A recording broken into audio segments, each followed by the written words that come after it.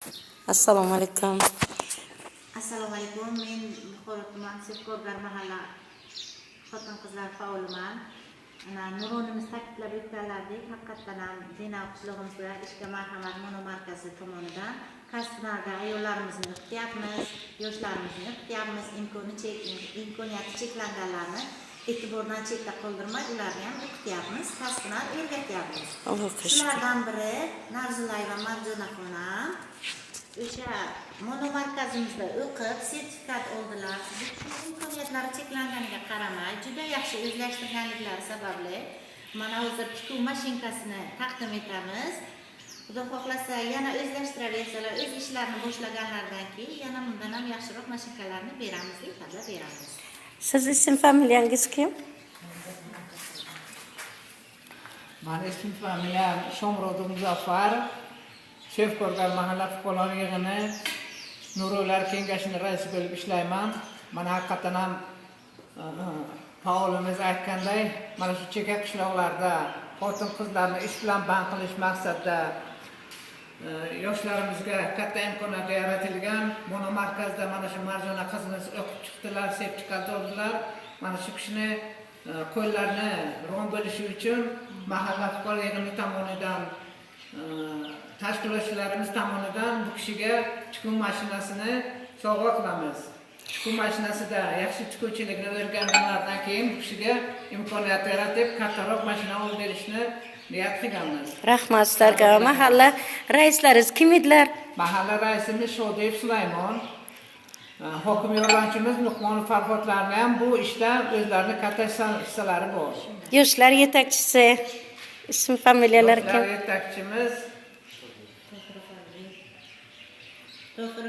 To'g'irov Alibek.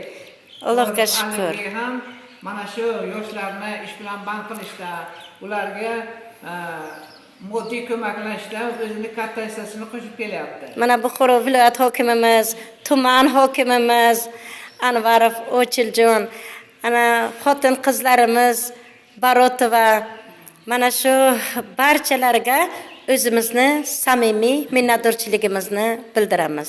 Mana qaynukam Qurbonova Sevar hozirgi kunda O'tkirjon bilan haj umra safariga borganlar, safarlari bexatar bo'lsin. Mana shu qizimizni voyaga yetkirib, mana shu mono markazlarga o'qitib, mana shunday bugungi sizlarga mahallalarimizdan mana shunday tikuv mashinalari berib, e'tibor berib mono markazlarga o'qitib sertifikat berganlaringiz uchun sizlarga ham samimiy minnatdorchilik bildiramiz.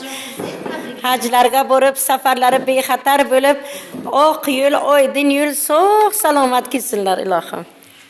Tabriklayman qizlar. Yaxshi natija. Tabriklaymiz. Rahmat sizlarga. Mana Allohga shukr qilib, shukronalar aytib yashaylik. Jon tanim mening, O'zbekiston vatanim mening.